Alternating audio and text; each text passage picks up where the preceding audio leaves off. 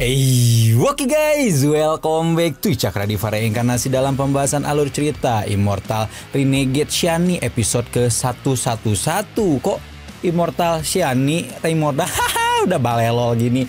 Seperti biasa kita review dulu pembahasan alur cerita episode sebelumnya di mana Wang Lin telah masuk ke dunia asing dalam Laut Roh Iblis Timur yang oleh warlocknya disebut dengan Tanah Roh Iblis. Wang Lin menemukan hal aneh ketika mendengar dari Ouyang Hua bahwa dulu sukunya dibawa ke lembah ini oleh seorang kultivator abadi bernama Wang Long yang persis seperti ketua sekte Heng Yu pada kehidupan pertamanya, serta keberadaan energi spiritual iblis yang berperan seperti halnya energi spiritual surgawi di dunia luar. Wang Lin tahu bahwa para kultivator luar sepertinya akan berlomba-lomba memasuki kota iblis kuno untuk mendapatkan roh iblis yang bisa membawa mereka masuk ke alam permulaan. Meskipun telah menemukan rahasia tanah roh iblis dan kota iblis kuno, Wang Lin tidak buru-buru pergi ke sana untuk mendapatkan mendapatkan jabatan seperti apa yang hendak dilakukan kultivator lain. Malah memutuskan untuk tinggal dulu di lembah klan Luo dan mengajarkan semua orang teknik pemunihan bendera jiwa. Gimana cerita selanjutnya? Langsung aja kita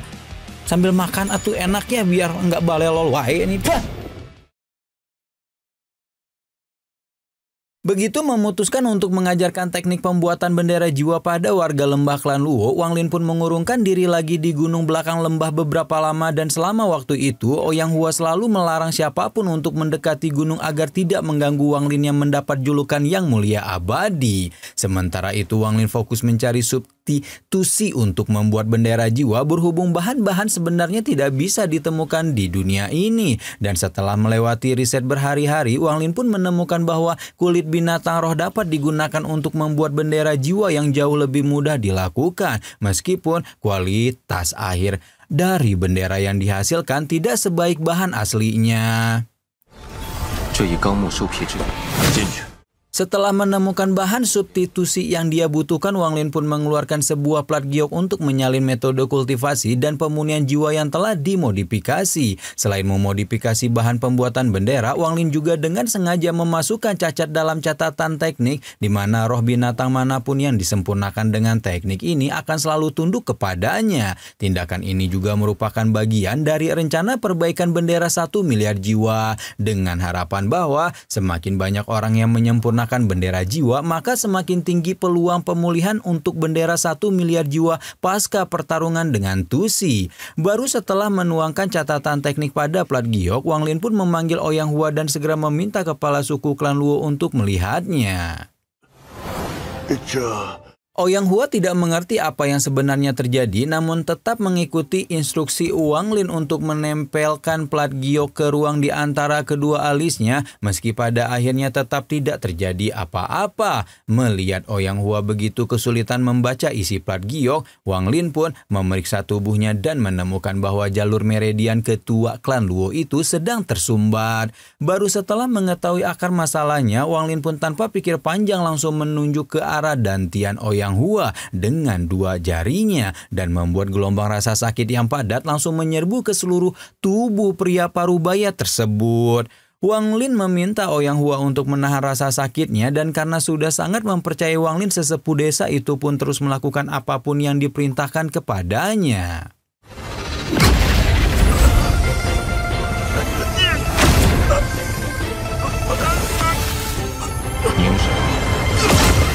Setelah menahan rasa sakit beberapa lama, ledakan energi meletus dari dalam tubuh Ouyang Hua dan tepat ketika itulah dia mampu membaca isi plat giok yang diberikan oleh Wang Lin. Wang Lin menjelaskan bahwa isi dari plat giok adalah mantra pemunihan jiwa serta cara untuk membuat bendera jiwa yang harus dipelajari oleh Ouyang Hua. Ouyang Hua ternganga tidak percaya melihat Wang Lin benar-benar mengajarkan sebuah teknik abadi kepadanya. Dan bukan hanya itu, si ketua suku yang mulia abadi ini juga berkehendak bahwa seluruh anggota klan Luo mempelajarinya, sehingga tanpa menunda lebih banyak waktu, Ouyang Hua pun segera meneruskan perintah Wang Lin sembari memimpin anggota suku untuk membuat bendera jiwa sesuai bahan substitusi yang telah dituliskan Wang Lin dalam plat giok.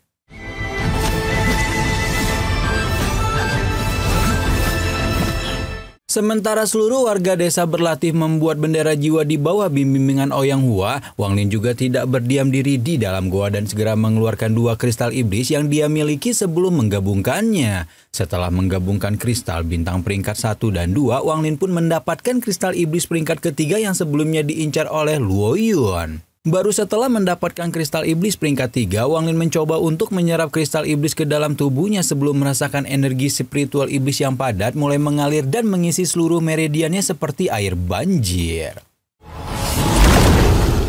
Wang Lin merasa tertarik setelah merasakan gejolak energi spiritual iblis di tubuhnya. Sayang jumlahnya terlalu sedikit hingga mungkin hanya bisa disejajarkan dengan kekuatan kultivator Rana pembangunan pondasi. Oke, sekarang kita balik lagi ke warga desa yang dibuat antusias setelah Sisan keluar menjadi orang kedua yang berhasil memperbaiki bendera jiwa setelah Ouyang Hua. Sisan menunjukkan bendera jiwanya dengan sangat bangga di depan warga desa, sementara Ouyang Hua memintanya untuk tetap sabar dan rendah hati. Ouyang Hua baru saja meminta bantuan warga desa untuk bersama-sama memburu binatang roh yang akan menjadi jiwa pertama dalam bendera jiwa Sisan. Tapi ternyata... 看好了。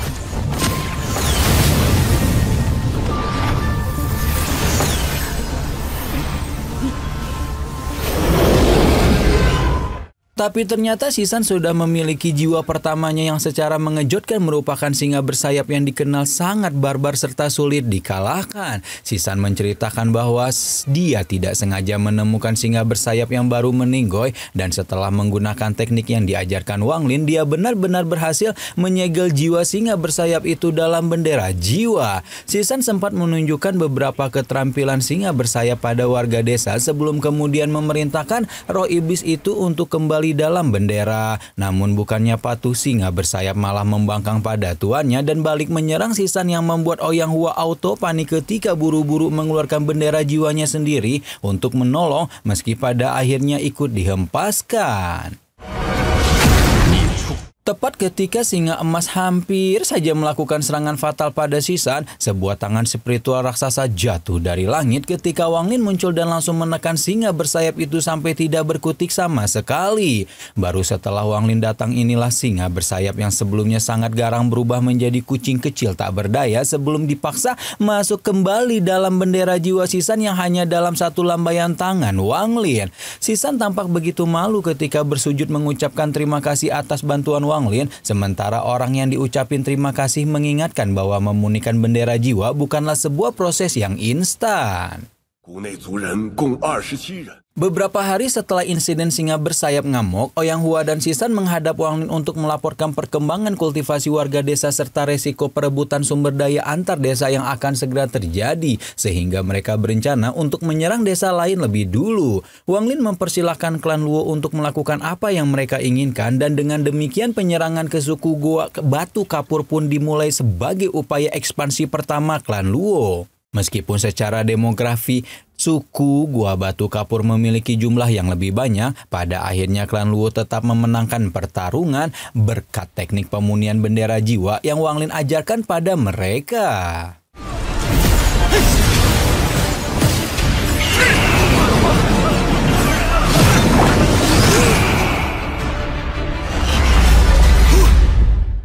Setelah menaklukkan suku Gua Batu Kapur, seluruh anggota suku pun dibawa kembali menuju lembah klan Luo dan dipaksa meminum sup penghapus ingatan yang sepertinya merupakan cara turun-temurun untuk menambahkan anggota suku yang baru. Setelah meminum sup penghapus ingatan, anggota suku baru itu akan melupakan masa lalu mereka dan merasa bahwa mereka adalah bagian dari klan Luo sejak awal. Setelah menaklukkan satu suku, Ouyang Hua mengantar Sisan menghadap Wang Lin untuk mempersembahkan kristal iblis dan mendapat balas jasa berupa teknik pemunihan bendera jiwa tahap lanjut yang membuat Ouyang Hua diam-diam merasa puas berpikir bahwa pemuda yang mendapat pengakuan dari Wang Lin itu pasti bisa memimpin desa mereka menuju kejayaan di masa depan.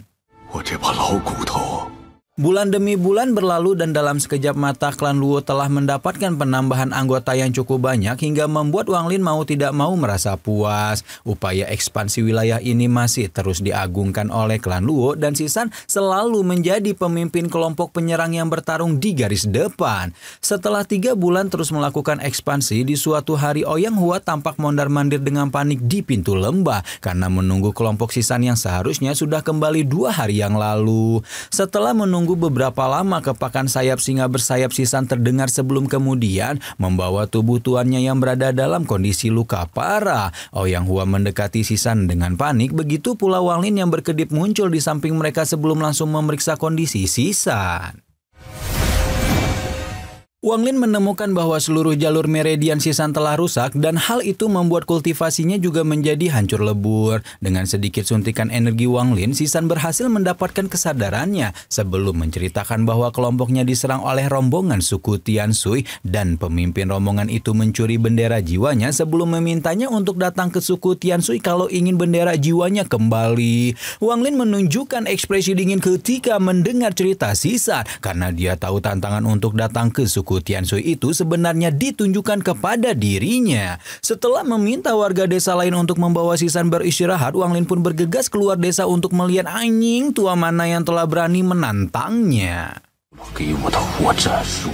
Oke, sekarang kita tengokin dulu desa air surgawi tempat suku Tianshui berada, di mana ketika warga desa masih beraktivitas seperti biasa, ada 2 pria tua yang duduk bersama di balai desa untuk membicarakan penyerangan yang baru saja mereka lakukan pada kelompok Sisan. Kepala desa yang bernama Shi Hao menghardik tindakan rekannya yang bernama Zheng Wei karena sudah melakukan tindakan yang sembrono dengan mencuri pusaka desa lain. Ketika Shi Hao menunjukkan kekhawatirannya, Zheng Wei malah tampak begitu arogan karena posisinya sebagai bawahan jenderal kota iblis kuno. Zheng Wei juga mengingatkan Shi Hao bahwa semua orang kuat pasti berlomba masuk ke kota iblis dan hal itu sudah cukup menunjukkan bahwa orang di balik klan bendera aneh itu bukanlah seseorang yang pantas ditakuti.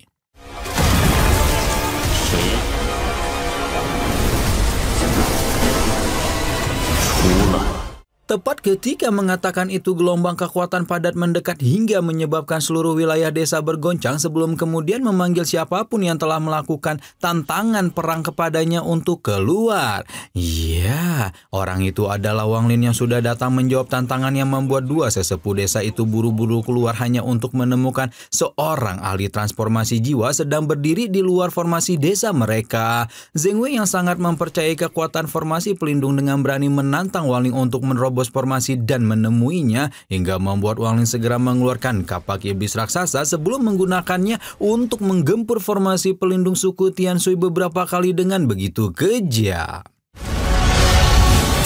Awalnya, Zheng Wei sempat khawatir melihat kekuatan Wang Lin yang mengerikan, namun setelah menyaksikan kapak raksasa itu tidak bisa menghancurkan formasi, bawahan jenderal sayap kiri kota kuno itu menjadi lebih jumawa ketika menyebut bahwa Wang Lin tidak akan bisa menghancurkan formasi apapun yang terjadi. Wang Lin jelas tidak akan tinggal diam ketika mendengar tantangan sombong semacam itu, dan dengan senyuman di wajahnya, Wang Lin menggerakkan kapak iblis raksasa untuk menggali bagian terluar formasi pelindung suku Tianshui, seolah hendak mencongkel seluruh desa dari tempatnya. Dan benar saja, setelah kapak iblis raksasa menggali bagian terluar desa, Wang Lin dengan suara menggelegar mengangkat tangannya hingga membuat seluruh tanah juga ikut terangkat ke udara.